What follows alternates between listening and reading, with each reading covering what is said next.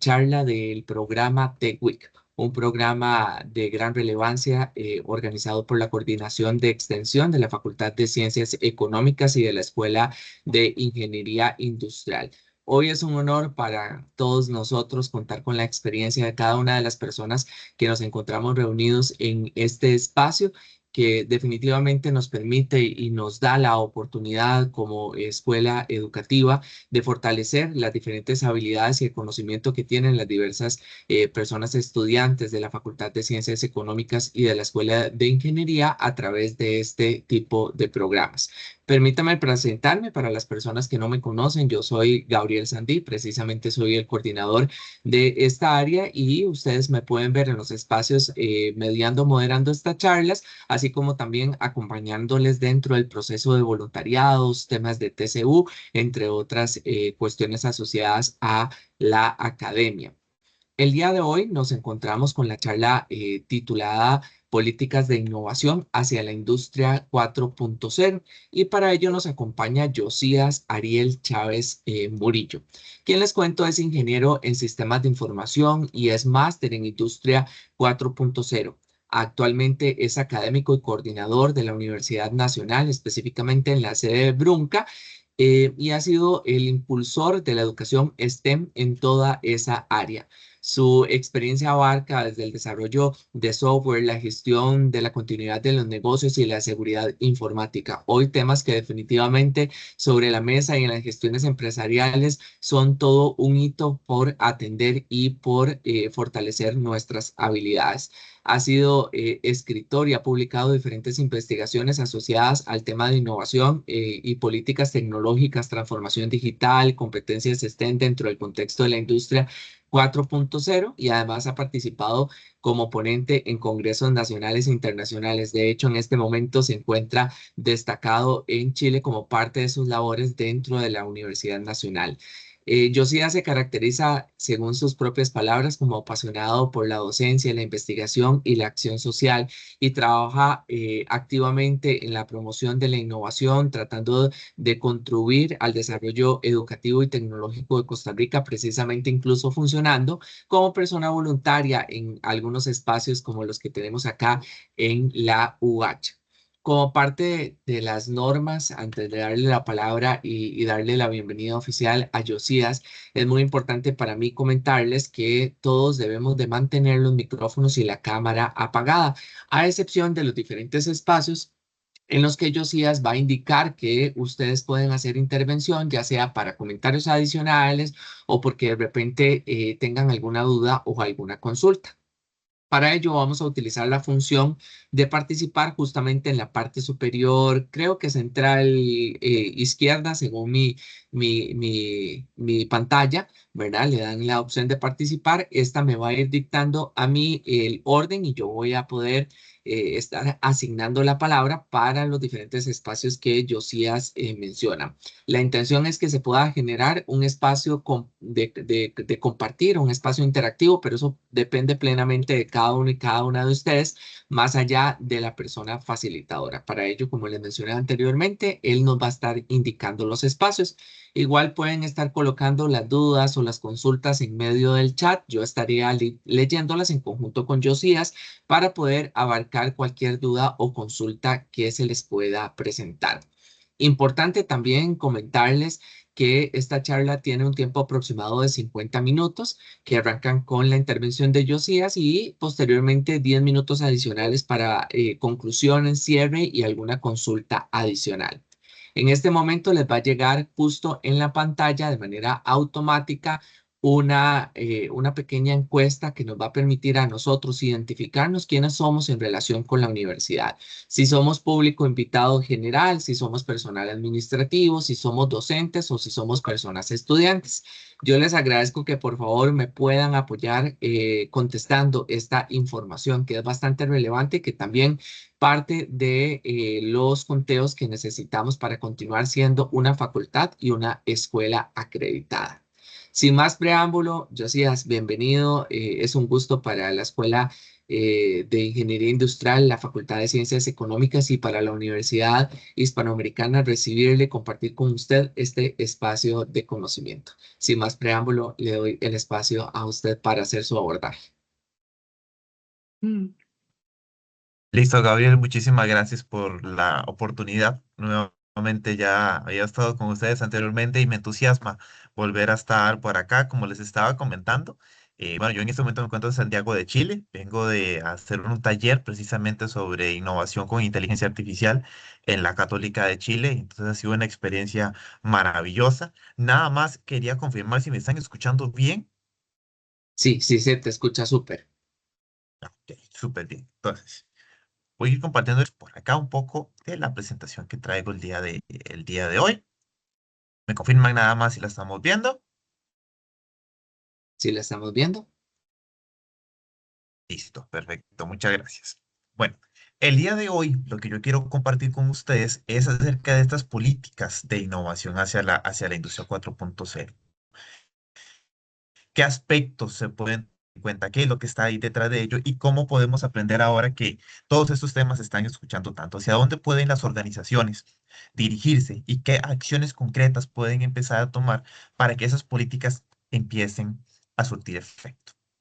Y bueno, siempre me encanta, al ser profesor, empezar a repasar un poco sobre lo que son los términos, ¿verdad? Cuando hablamos de industria 4.0, es súper importante que recordemos que estamos hablando de una invención, ¿verdad? Es una forma de un término más sencillo que utilizaron los politólogos alemanes para que podamos entender al final lo que hablamos de sistemas ciberfísicos, ¿verdad? En ese momento, cuando salió ese concepto, siempre era mucho más sencillo decir Industria 4.0 que decir Cyber Physical Systems. Entonces, para evitar ese tema que estaba ahí, ¿verdad? Y toda la revolución industrial a nivel tecnológico que estaba ocurriendo en las fábricas alemanas, es que a partir de 2017 aparece este, este concepto, ¿verdad? Entonces sí es importante que lo retomemos, ¿verdad? Ya anteriormente hemos tenido la oportunidad de hablar un poco de qué era la industria 4.0 y hacia dónde se estaba dirigiendo. Creo que esa también está grabada, está disponible, entonces si quieren ampliar un poco más sobre ese tema para que puedan buscarle, pueden escribir a Gabriel para que puedan ayudarles a ver esta otra presentación que tenemos, donde ya hemos hablado un poco más de la industria 4.0 y las implicaciones que tenía alrededor de ello. ¿Ok? Entonces, resumiendo, es importante que recordemos que este término lo que hace es abordar una referencia a todas estas dimensiones digitales, ¿verdad? Que habla de las estructuras industriales del futuro. Entonces, dentro de esto encontramos la inteligencia artificial, encontramos el análisis de datos, encontramos la realidad aumentada, encontramos la realidad virtual, la robótica, la transformación digital, la ciberseguridad, y empezamos a encontrar todas estas habilitadores, que es el término correcto, ¿verdad? Que están empezando a manejar todo lo que en algún momento es lo del futuro, que hoy ya es parte de nuestro presente. Ahora, ¿por qué las empresas deberían tener políticas de innovación hacia la industria 4.0? Creo que es una pregunta que es importante, ¿verdad? Y con esto siempre me gusta referirme porque yo creo que Deloitte tiene estudios muy, muy buenos al respecto a este que estamos viendo acá en pantalla. Aquí está el enlace por si alguno lo quiere buscar. Este informe que Deloitte hace, que habla sobre la paradoja que tiene la industria 4.0, ¿verdad? Y hacia dónde deberían irse las organizaciones del futuro. Me llama mucho la atención porque estamos hablando de que es un informe de 2019, no es un informe que sea muy reciente, es un informe que ya tiene sus años y es un informe prepandemia, y así es como se clasifica ahora un poco la información. Es un informe que estaba antes y que tenía proyecciones previos a lo que ocurrió en la pandemia del 2020. Pero algo que me gusta es que Deloitte amplía, ¿verdad? Que esta industria 4.0, que se caracteriza por este montón de tecnologías que están ahí presentes, ¿verdad? Hace hincapié en algo muy, muy puntual y es la respuesta a la pregunta que tenemos aquí enfrente. Las organizaciones que no comprendan o que no logren incorporar estos cambios y oportunidades de la industria 4.0 corren el riesgo de perder cuotas de mercado. Y yo creo que eso es algo muy importante que tenemos que tener presente en términos de las organizaciones. Si hay un riesgo en donde yo puedo perder una cuota de mercado o en el peor escenario, llegar a desaparecer como industria, entonces necesito tener unas políticas de innovación que me impidan a mí como organización caer en esa situación. Y estamos hablando de que es una proyección 2019.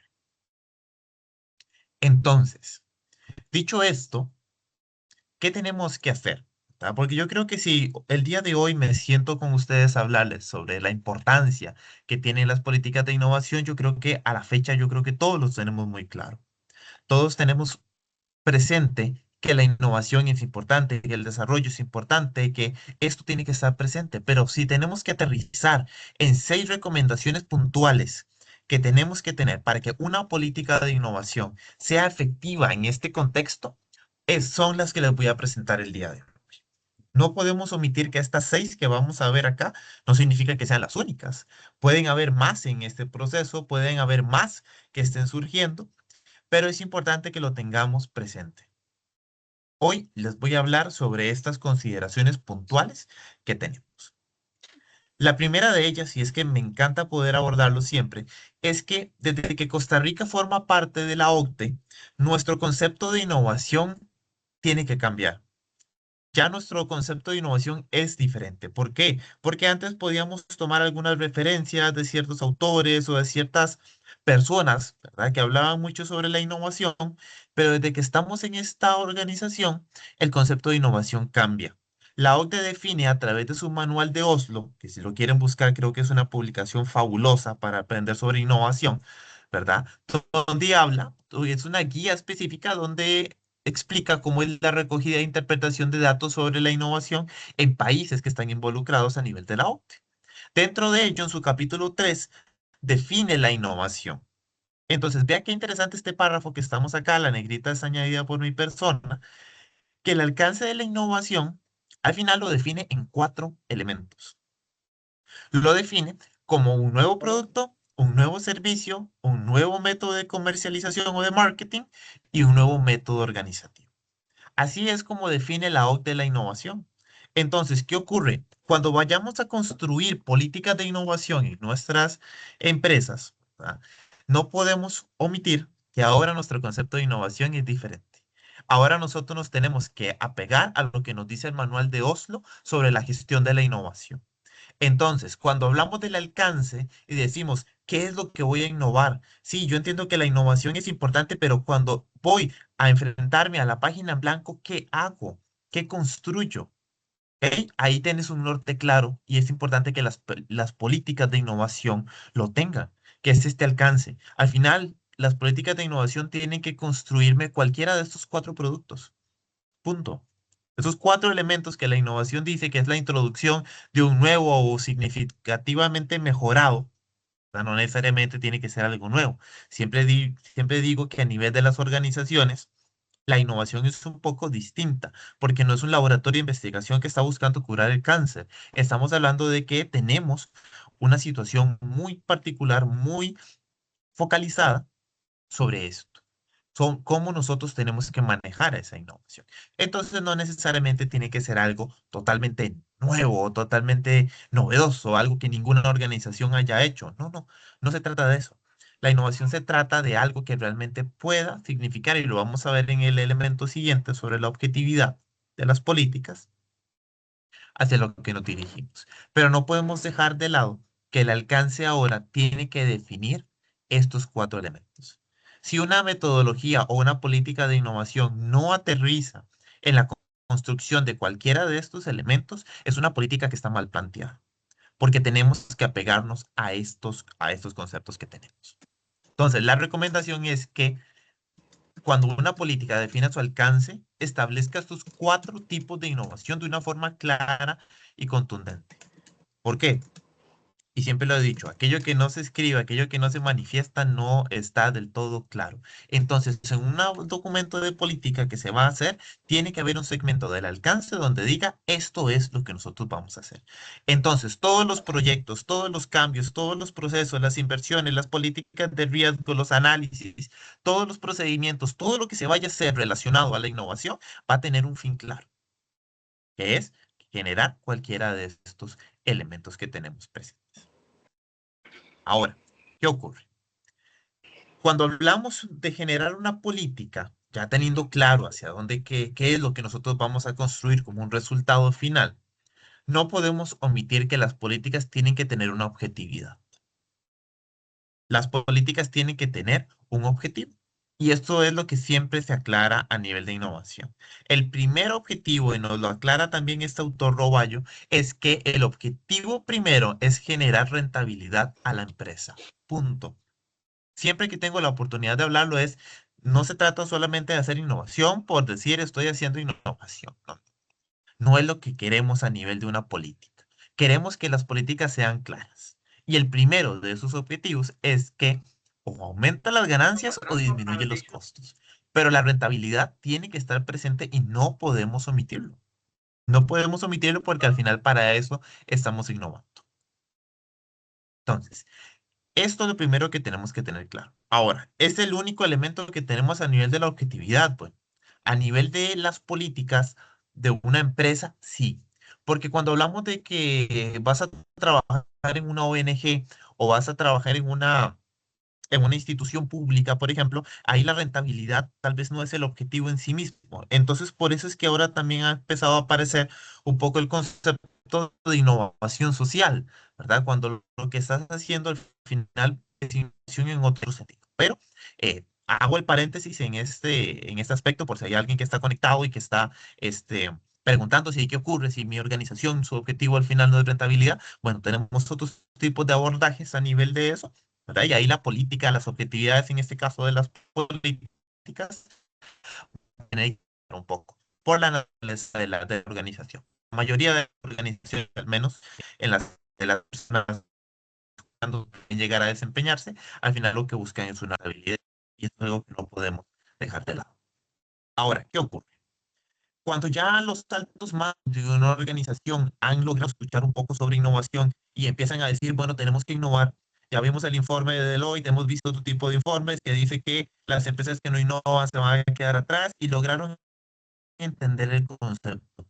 Y llegan y te dicen a nivel organizacional, necesitamos que innoven, innoven, innoven, hagan algo. Y quedamos, ¿cómo es esto? ¿Ok? Entonces, algo importante que las políticas tienen que tener es que tienen que promover la innovación en las empresas, pero no de los individuos. Los individuos al final van a ser una parte elemental y lo vamos a ver un poco más adelante en esta estrategia de innovación.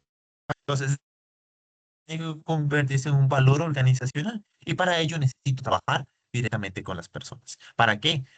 Para que la innovación se perciba de una forma sistemática en toda la organización. Y aquí es donde hablamos un poco sobre la transversalidad. Algunas empresas, por su estructura, tienen departamentos de innovación o departamentos de desarrollo y los tienen ahí. Entonces, ¿qué ocurre? Cuando están en ciertos tipos de procesos, están buscando alguna forma de innovar, corremos el riesgo de decir, es que eso lo tiene que hacer el departamento de innovación. Le corresponde a esas personas que están ahí, ellos son los que tienen que encargarse, sus colaboradores son los que hacen innovación. Y sí es importante que sepamos que ocupamos algo más sistemático, ocupamos algo más transversal. Sí es importante que existan departamentos porque permiten el financiamiento y permiten a nivel de planificación estratégica poder establecer responsabilidades, pero ocupamos algo más transversal. Y entonces aquí es donde las políticas tienen que tener esa objetividad. Necesitamos que sea sistemático en toda la organización, que no solo sea un único departamento el que se encarga de ello, sino que sea un valor organizacional donde todas las personas están conscientes de los procesos de innovación y cuando necesiten profundizar en alguna parte o algún proceso, entonces ahí sí vamos directamente al departamento de innovación porque ellos tienen las herramientas y tienen las estrategias y las metodologías. Pero necesitamos que esto pase de solamente un departamento y que transite, que en algunos autores hablan sobre esto de que ya se habla de alcanzar la economía del conocimiento. ¿Qué significa esto? Aprovechar al máximo los datos que obtenemos en un mundo digital. Y si hablamos de una política de innovación enmarcada en una industria 4.0 con mucha más razón, hoy más que nunca tenemos elementos que están ahí. La capacidad de innovar con las herramientas que tenemos, con la cantidad de datos públicos que tenemos, con las facilidades de analizar estos datos y utilizar inteligencias artificiales para hacerlo, lo que hizo fue acelerar nuestros procesos. Cosas que antes podríamos realizar en meses, ahora nosotros podemos hacerlo en en varias horas. ¿Por qué? Porque ahora tenemos herramientas que aceleran. Entonces, con mucha más razón necesitamos que estas personas tengan esas habilidades. Y las políticas no pueden perder de vista su objetividad. Porque algunas veces ocurre, como les comentaba, que esta objetividad en las políticas se lo transfieren a un único departamento. Y entonces ocurre que la gerencia llega y dice, yo tengo políticas claras de innovación, tengo cosas que están produciendo y tengo un departamento que está trabajando. Pero al final, estas personas, aunque son expertos en innovación, no son expertos en los procesos que cada persona lidera. No son las personas que tienen los dolores que llaman en algunas metodologías de innovación. No son las personas que están sufriendo o no están contemplando toda la parte de vista del cliente, ¿verdad? Como algunas metodologías como el design thinking vienen a proponer. Entonces, es importante que las políticas sepan orientar hacia ello. Ahora, ¿qué ocurre? Cuando estas políticas aparecen, viene el tema de los procesos de el I más D más I. En algún momento hace unas décadas atrás se hablaba mucho sobre investigación y desarrollo, que es lo que significan estas siglas. Se hablaba de investigación y desarrollo y ahora viene y se le agrega este nuevo componente con una I minúscula para diferenciarlo y ahora se habla de innovación. Entonces, ¿qué ocurre? Sí, tenemos esto, pero necesitamos crear procesos que no necesariamente tienen que estar casados a un único departamento. Necesitamos crear procesos a nivel de la organización. Necesitamos acciones concretas que permitan guiar la investigación, el desarrollo y que vayan de la mano de la innovación. ¿Por qué? Porque algunas veces faltan ese tipo de procesos o concursos abiertos, en algún lado lo llaman, ¿verdad? Estrategias ya muy puntuales que hacen que las políticas lo hagan.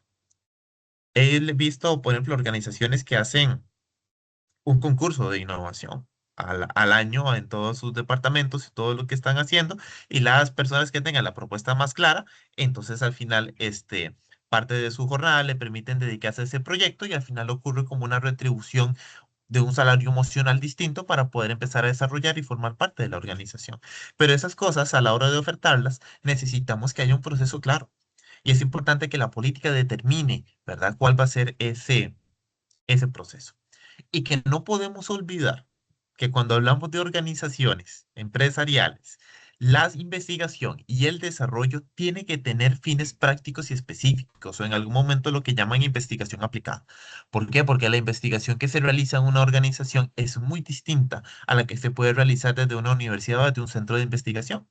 Aquí al final las políticas tienen que guiar el concepto de investigación a una investigación más aplicada, con un fin práctico, con un fin específico y sin olvidar que necesitamos rentabilidad. Entonces al final no se trata solamente de venir y "Ay, vamos a hacer un concurso a ver qué ideas salen". No, necesitamos encontrar algo más concreto. Necesitamos algo que pueda ayudar a optimizar la empresa, a optimizar los procesos, a disminuir los costos. Y aquí es donde hay que tener muchísimo cuidado cuando se habla de digitalización, porque es lo que ocurre mucho ahora, que llegan estos procesos y lo hacen y quieren digitalizarlo todo. Llegan y dicen, es que hay que ser totalmente digitales, tenemos que transformar todo, y cuando eso ocurre hay que acompañarlo. Yo como fui gestor de continuidad del negocio lo tengo muy claro. En el momento en el que aumentas la dependencia de la digitalización, ¿verdad? Aumentas tu riesgo de la disponibilidad del negocio. Porque entonces ahora todo lo que estás haciendo depende del entorno digital.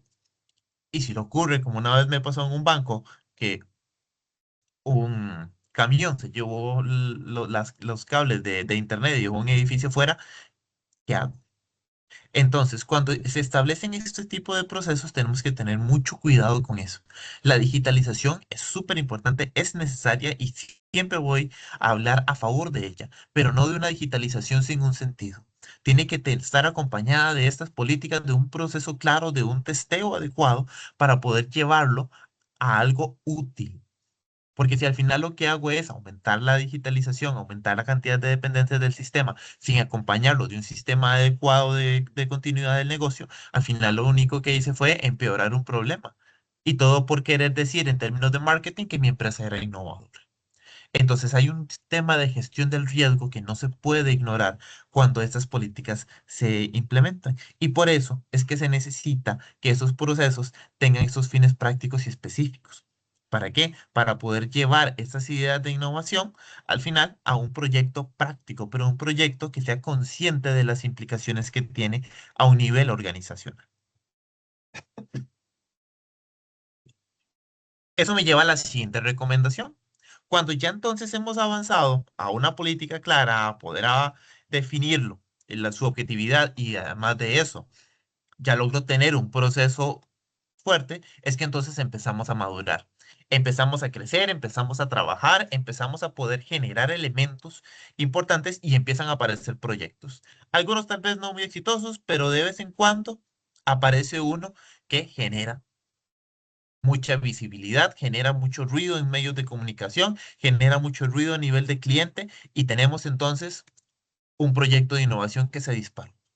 Aquí es donde entonces tenemos que siempre tener presente desde las políticas de innovación cuál es el ciclo de vida que tienen estos proyectos. Gartner nos amplía que podemos analizarlo desde dos variables. Nos dice que tenemos que tener en cuenta que tenemos visibilidad y que tenemos tiempo. Dentro de esas dos variables tenemos todo este ciclo que estamos viendo acá en pantalla. ¿Ok? Cuando ya tenemos este proyecto y tenemos el lanzamiento de este proyecto, nos enfrentamos a dos escenarios. Uno, el que estamos viendo acá, que es que entonces el lanzamiento a la hora de hacerlo empieza a generar mucho interés, empieza a generar mucha demanda y empieza a crecer. Empieza a crecer y ahí es donde entonces las organizaciones empiezan a decir, ahora sí lo vamos a lograr, este es el proyecto que estábamos ocupando, estamos de pie a la demanda que tenemos, estamos y empiezan a emocionarse y eso está súper bien. Lo que pasa es que no podemos perder de vista que esto provoca lo que Gartner llama un pico de expectativas sobredimensionadas. Nos genera mucha emoción, nos genera expectativas que puede que tal vez no eran tantas. Entonces, cuando tenemos una expectativa muy alta a nivel del ciclo de la innovación, ocurre que eso no dura para siempre. Eso empieza a disminuir y empieza alguien a hacer otro tipo de productos, empiezan otras cosas que empiezan a aparecer, hay distorsiones a nivel de regulaciones nuevas que pueden aparecer a nivel de gobierno, empieza un tema, ¿verdad? Más macroeconómico, puede ocurrir muchísimas cosas que empiezan a quitar el interés en algún tipo de producto o de servicio, lo que estábamos implementando según el alcance que definimos. Entonces, este pico de expectativas empieza a disminuir y cae en lo que se llama un abismo de desilusión. Y dice, ay, entonces ya ahora no son las mismas ventas que tuvimos en los meses anteriores. ¿Qué es lo que está pasando? ¿Verdad? Entonces ahí donde ya la emoción empieza a desaparecer y entonces entra un poco más la razón en el proceso del ciclo de la innovación. Hay un abismo. Entonces dice, bueno, ¿y qué tenemos que hacer para que esto se logre consolidar? Tenemos que tomar en cuenta alguna otra estrategia, hay que mejorar el tema de marketing, tenemos que hacer un ajuste en los precios que tuvimos, tenemos un asunto de temas a nivel de la producción, lo que me está diciendo en este momento la gerencia de operaciones es que de que ventas se emocionó demasiado con el producto y no estamos dando abasto, entonces vamos a tener que empezar a gestionar un poco mejor esas expectativas y optimizar esos procesos porque no estamos logrando. Ahí es cuando entonces, después de ese golpe de desilusión, viene la rampa de consolidación. Porque entonces ya empezamos a dejar de estar tan emocionados, pero empezar a darle madurez a lo que estábamos creando. Darle madurez a este servicio, darle madurez a este proceso, darle madurez a esta estrategia de marketing o a ese nuevo proceso organizativo, que son los alcances que tenemos. Necesitamos darle esa madurez y esa consolidación. Una vez que ya lo hemos alcanzado, con el paso del tiempo, es que nos enfrentamos ahora a lo que llamamos una meseta de productividad. Y ahí es donde es la parte triste, podríamos decir, del producto que se haya creado a nivel del ciclo de la innovación, porque cuando logramos alcanzar esa meseta de productividad, lo que creamos ya no es innovador, porque ya es parte del proceso de la organización, parte, ya es parte de los, ya es parte de la empresa, ya es parte del organigrama, ya es parte de la estrategia de marketing. Ya logra crear algo nuevo, totalmente. Es innovador, totalmente. Pero su ciclo de vida ha terminado porque logramos alcanzar lo que queríamos, que es un asunto de meseta de productividad. Y ahora lo que hace es que se le transfiere a otras partes de la organización que se tienen que encargar de seguir mejorándolo, de seguir avanzando, de seguir pendiéndolo, de encargarse de lo que corresponde. Pero ya llegamos a lo que queremos. Y ahí es donde entonces volvemos a repetir el ciclo, vienen nuevos proyectos, vienen nuevas estrategias y empezamos a manejarlos en ese tema. ¿Y por qué es importante tener presente este ciclo de vida de la innovación? Bueno, si aquí nos ponemos a hablar de organizaciones que fueron muy, muy innovadoras, pero fracasaron por no tener claro este ciclo, ¿verdad? Yo creo que no terminaríamos la noche de hoy hablando sobre estas empresas. Tenemos casos de sobra, e inclusive a nivel nacional tenemos ejemplos de ello, ¿verdad? De gente que fueron muy innovadoras, que tuvieron productos brillantes, ¿verdad? Pero que no lograron contemplar ese tema. Hay un ciclo de vida que tiene que estar. Y por eso es que es tan importante que las políticas tengan claro ese ciclo de vida. ¿Para qué? Para gestionar mejor esas expectativas, para poder guiar nuestros productos de innovación del abismo a la consolidación y a una productividad estable, ¿verdad? Necesitamos tenerlo claro. Porque si al final vamos a innovar por innovar, entonces, ¿cuál es el objetivo de la política? Necesitamos tener claro que lo que ocupamos es generar un proceso vivo en este aspecto. Y esos procesos vivos implican conocer sus ciclos de vida para saber cómo podemos gestionarlo y cómo podemos manejarlo adecuadamente. Ahora, esto me lleva a un tema que es uno de mis favoritos cuando hablamos de cultura organizacional, ¿verdad?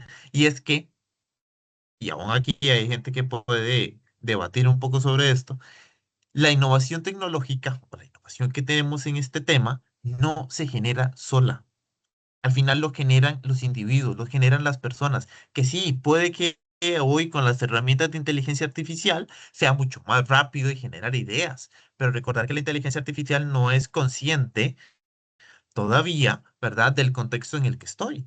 Entonces puede generar muchísimas ideas, muchísimas cosas que están ahí de por medio, que al final solamente con mi expertise a nivel de la organización, yo puedo darme cuenta si lo que la inteligencia artificial me genera me puede servir, ¿verdad? Pero no podemos olvidar lo que, como sin estas herramientas, al final todo recae sobre las personas, recae sobre los individuos, ¿verdad? Y es importante que lo tengamos presente.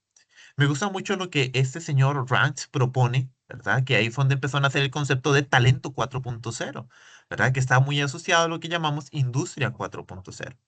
¿Ok? Entonces, acá, ¿verdad? Tenemos ese reto de poder gestionar todo ese tema a nivel de esa parte. ¿Ok? Entonces, algo importante perdón, aquí me perdí un momento en ese tema. Así, talento 4.0. ¿Ok? Disculpen, denme un momento.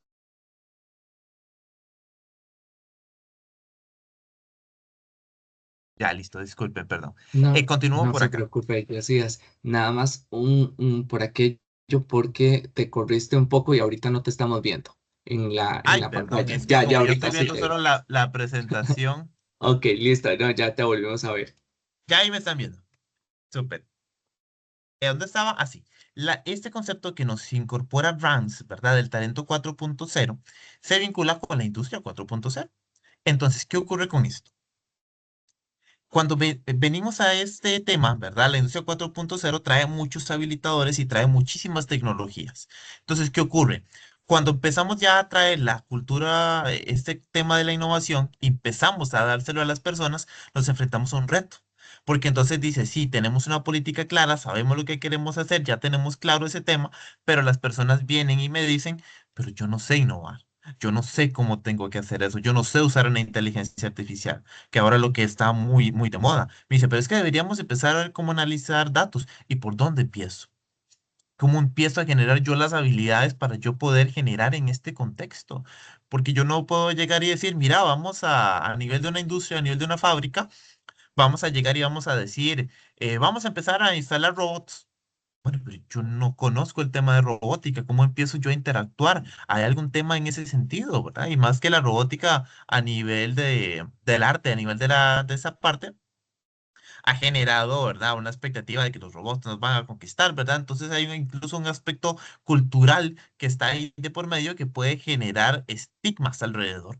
Entonces, cuando nos enfrentamos a esto es que nosotros ocupamos que estas personas, que al final son las que van a generar la innovación, tengan talento. Y el talento se obtiene a través de la capacitación. Entonces, no podemos ignorar que para tener una cultura organizacional de innovación necesito gente capacitada. Necesito personas capacitadas en ese sentido. Necesito poder acercarme a ello. Necesito que las personas entiendan, que inclusive empiecen a hacerse familiares esos conceptos.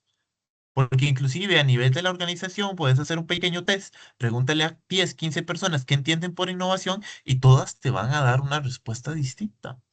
Y si encima estas políticas las enmarcamos en lo que llamamos la industria 4.0, entonces el asunto se complica un poco más, porque entonces ya empieza a meter variables tecnológicas que hacen el entorno un poco más complejo.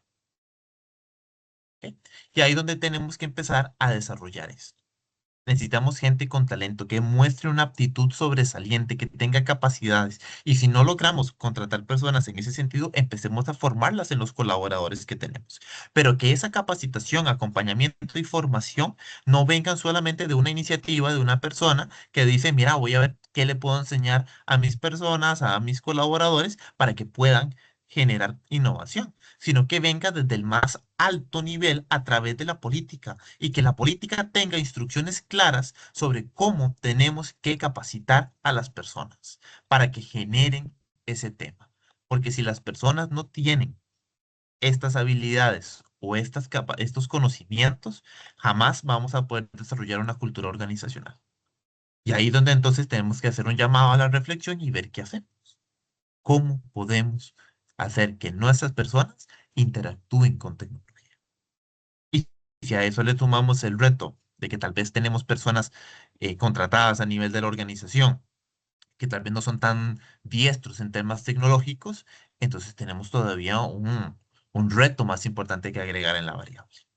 O sea, tenemos que generar o dotar de una forma efectiva esos procesos.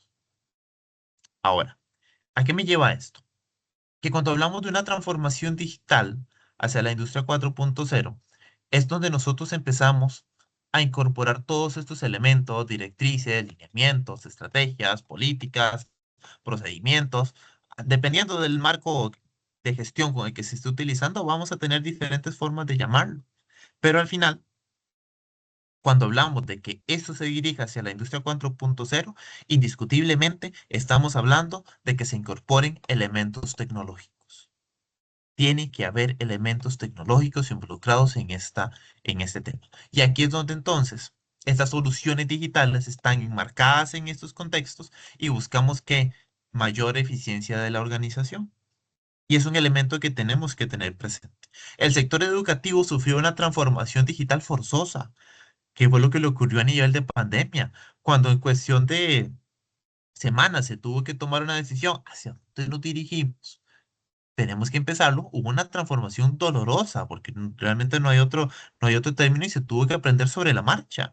Pero al final de ello, ¿verdad? Si lo vemos de una forma más positiva, al final obtuvimos una transformación digital. Tal vez no por los medios que quisiéramos ni por los motivos que quisiéramos, pero al final la tuvimos. Y eso nos permitió tener el mayor ejemplo vivencial de lo que una transformación digital puede generar. Entonces, a nivel de una organización, sí tenemos que tener presente, no ocupamos este tipo de motivaciones, ¿verdad? Para poder generarlo, ocupamos una motivación con más conciencia de hacia dónde nos queremos dirigir. Y esa transformación digital no tiene por qué ocurrir de una forma tan acelerada ni tan atropellada, porque si no, entonces la organización lo resiente. Necesitamos avanzarlo, pero avanzar. ¿Verdad? No solamente quedarse en un nivel de discusión y decir, mira, hay que hacer las políticas, hay que hacer las políticas y todo el mundo tiene un punto de vista distinto sobre ello. No, hay que avanzar, porque el mercado avanza, las tecnologías avanzan, todo avanza a una velocidad nunca antes vista, hasta el punto que las leyes no están llegando a la misma velocidad. Y creo que eso lo hablamos en la charla anterior. Entonces, con mucha más razón, estas políticas tienen que acercarse a esos temas. Y nunca olvidar que en el contexto de la industria 4.0 hablamos de soluciones digitales. ¿Ok? Bueno, eso es lo que yo traía para compartirles. No sé más o menos cuánto tiempo me queda para abordar el tema de dudas y preguntas, porque quería abordarlo por lo menos todo primero antes de poder ver este tema. Muchas gracias, Josías. Todavía estás a tiempo, todavía cuentas con ese tiempo para poder realizar el abordaje de las mismas. De hecho, tenemos algunos comentarios dentro del chat. El primero de ellos es de una de las profes que estoy tratando de devolverme entre los chats, quien nos está haciendo la solicitud de compartirnos el informe de Deloitte, el que comentaste al inicio de la presentación. Entonces, Ah, si vos lo tuvieras, pues es puedes más, enviármelo a mí, yo lo comparto en el chat, o si vos quieres compartirlo en el chat, te lo agradecería montones, o si fuese por link, también lo podemos hacer.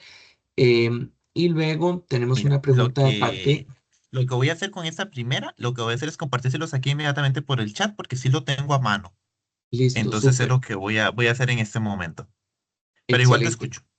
Y luego la pregunta de Didier, mientras vas resolviendo esto, dice, ¿cómo se empieza o cuál es la guía del paso a paso para poder crear políticas internas? Qué buena pregunta. Qué buena pregunta. Porque lo primero que hablamos, eso son consideraciones, lo que les estuve explicando, ¿verdad? En ese aspecto. Entonces, cuando hay que construir una política de innovación, hay que tener muy claro también desde qué posición la estoy construyendo. Porque si estamos hablando de que no tienes una posición gerencial, ¿verdad? O una posición que te permita generar esa política, vas a tener que empezar desde el primer paso sería hacer que tus gerentes o las personas más arriba en términos de organización o términos de gobierno empresarial, ¿verdad? Logren entender lo que quieres hacer. Entonces ahí tienes que empezar con un tema de socialización de la innovación con estas personas que al final son las que van a ejercer, perdón, ejercer no, ay, se me fue la palabra, que es promulgar, pero no es promulgar, sino van a crear, digamos, esta política de innovación. Entonces, ese sería como tal un primer paso. Si ya tienes, por ejemplo, esa posición, ¿verdad? O por lo menos decir, bueno, sí creo que tengo ya la expertise a nivel de todo el tema organizacional, hay que entonces empezar a entender el contexto en el que estoy innovando. ¿Es una empresa agroalimentaria? ¿Es una empresa de servicios? ¿Es una empresa tecnológica? ¿Es una empresa de industria? ¿Es una empresa o una ONG a nivel social? ¿Qué tengo que hacer? ¿Cuál es mi contexto? Entonces, cuando yo tengo ya claro mi contexto, entonces empiezo a construir ese documento. Y entonces le empiezo a agregar las partes. Tengo que tener un tema de alcance, tengo que tener un tema de procesos de desarrollo, tengo que tener un tema y empezás a trabajar un documento que al final las políticas son eso, son documentos que permiten guiar ese tema.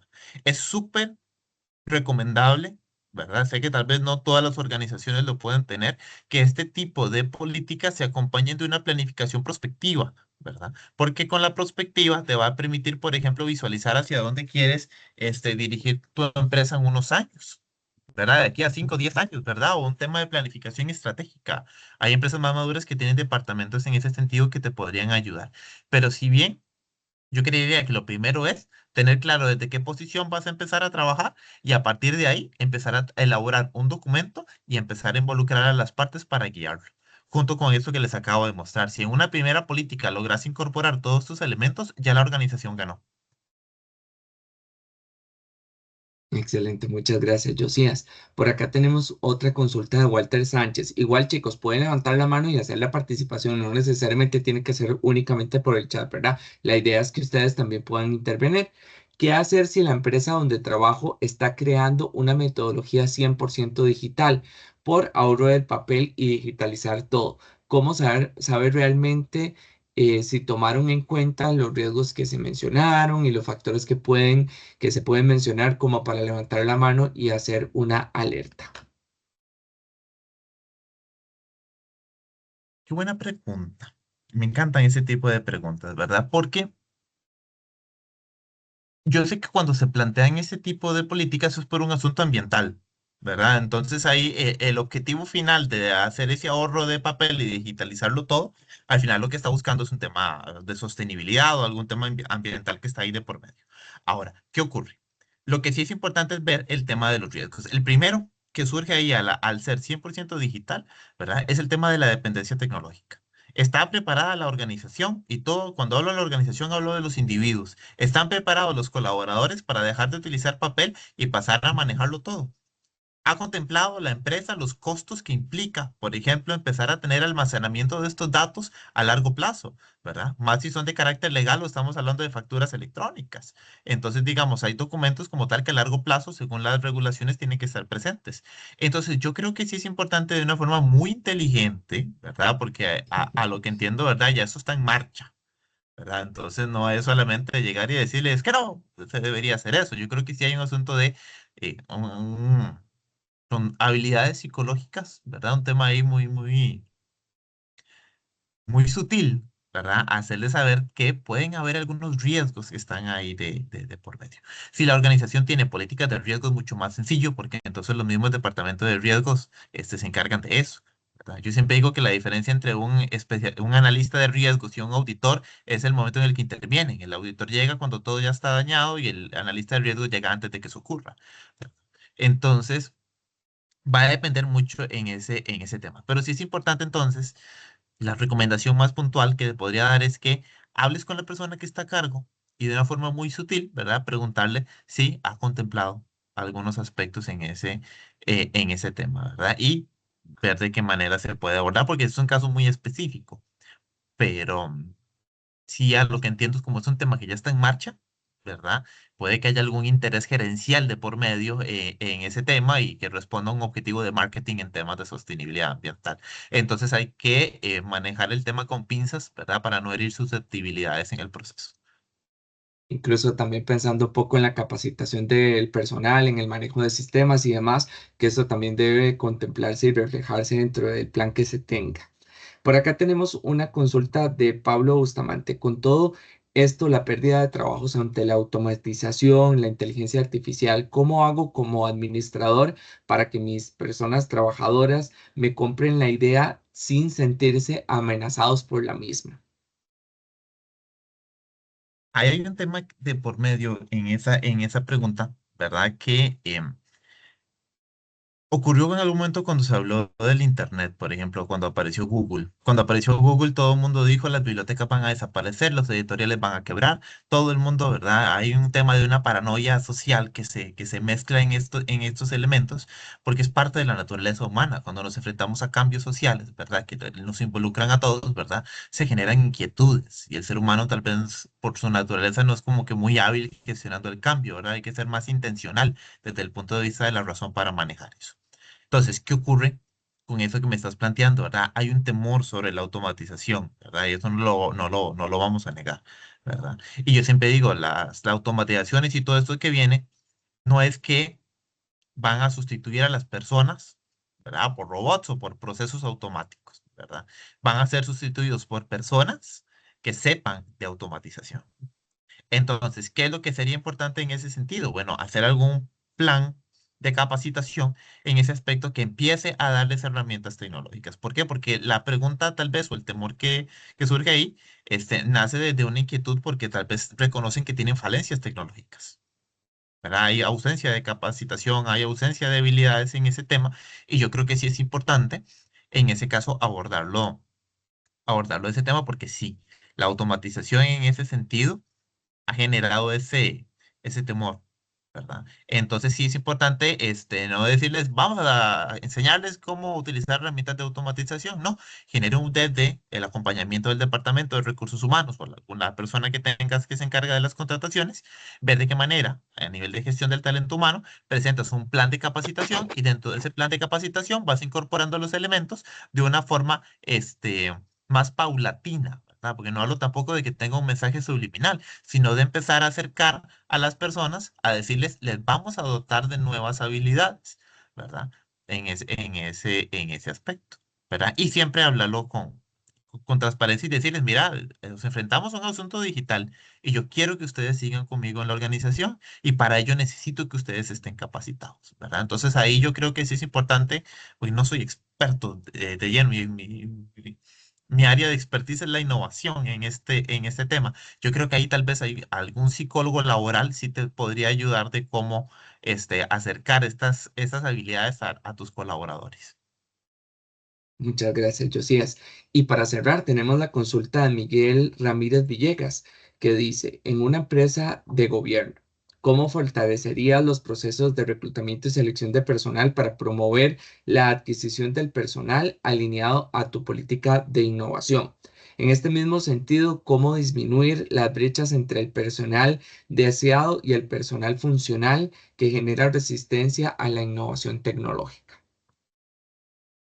Bueno, yo creo que podemos hacer hasta una tesis de esta pregunta, ¿verdad? Porque sí hay muchos elementos que están ahí de por medio.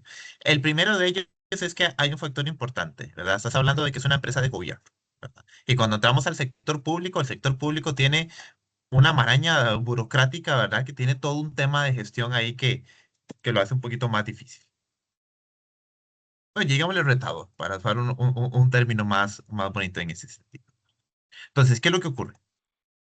Ahí lo que tienes que empezar a ver, ¿verdad? Es en algún marco de gestión. Y aquí es donde entonces te puedes apoyar mucho, al ser una empresa de gobierno, apóyese mucho en las políticas establecidas por el MISIT y de lo que está en este caso a nivel del Ministerio de Planificación. Tienen ya muchísimos lineamientos y muchas políticas.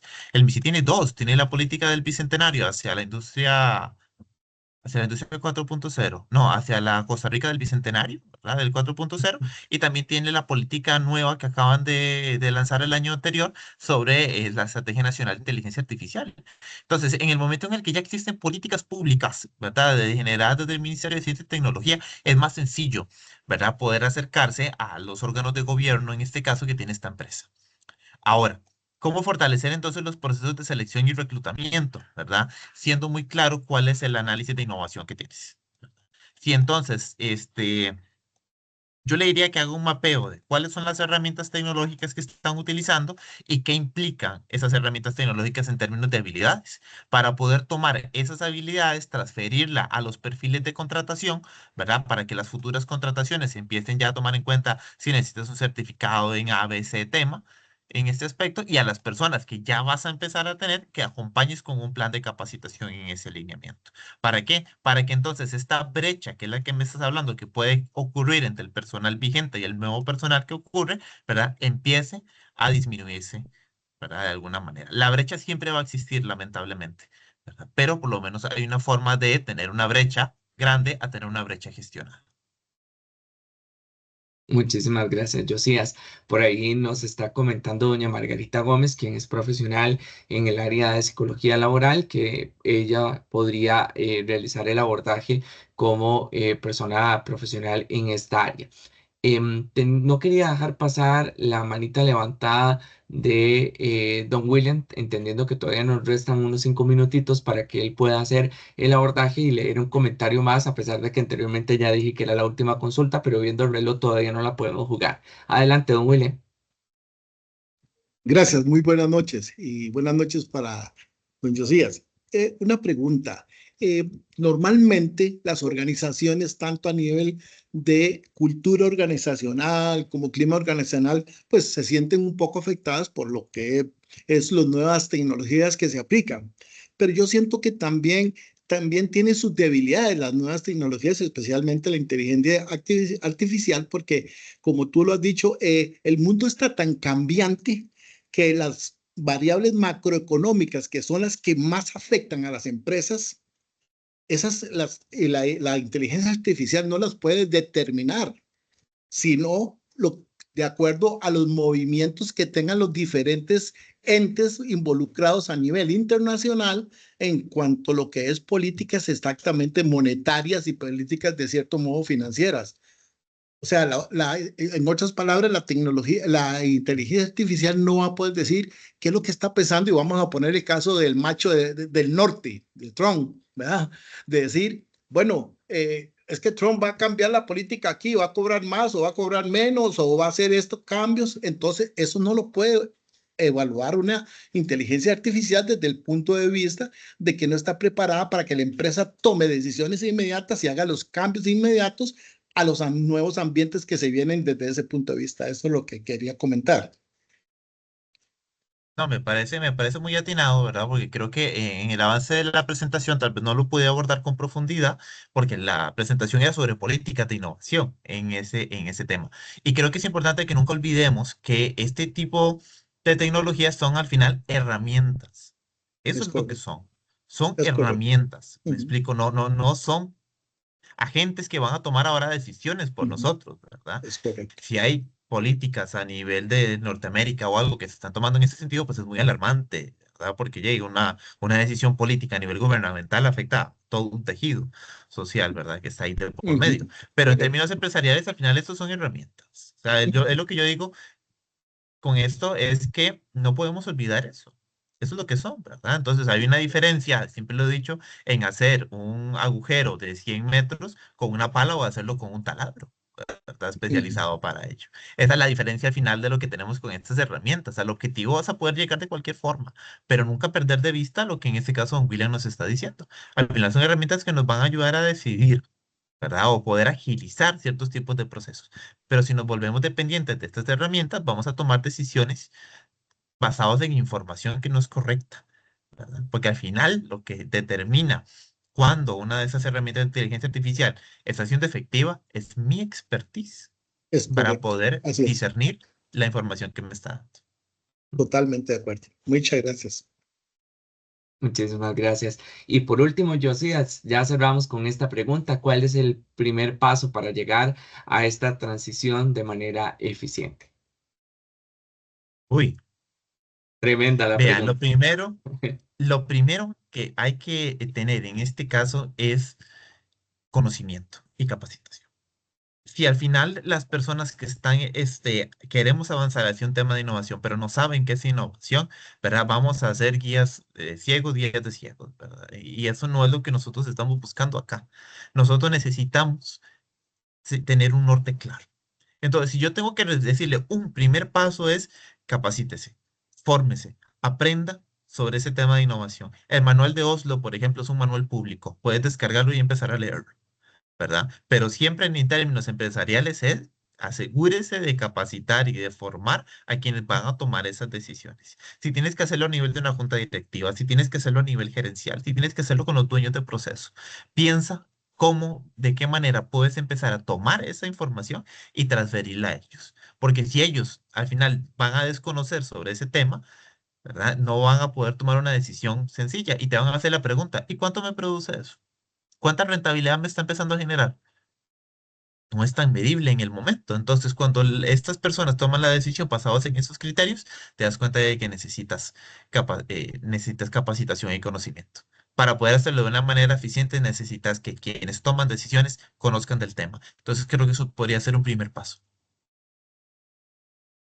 Excelente, muchísimas gracias, Josías, por este regalito que nos das de tu tiempo que es tan valioso y principalmente entendiendo y sabiendo que estás del otro lado en América del Sur y que podrías perfectamente estar conociendo el país y aún así sacas el tiempo para poder contarnos un poco de tu experiencia y sobre lo que estás haciendo dentro de tus labores a lo largo de diferentes partes del mundo, ¿verdad? Como lo mencionábamos por acá. Muchísimas gracias de parte de la Facultad de Ciencias Económicas y de la Escuela de Ingeniería Industrial y de la Universidad Hispanoamericana para usted y para cada uno de los profesores también que nos acompañó con su grupo.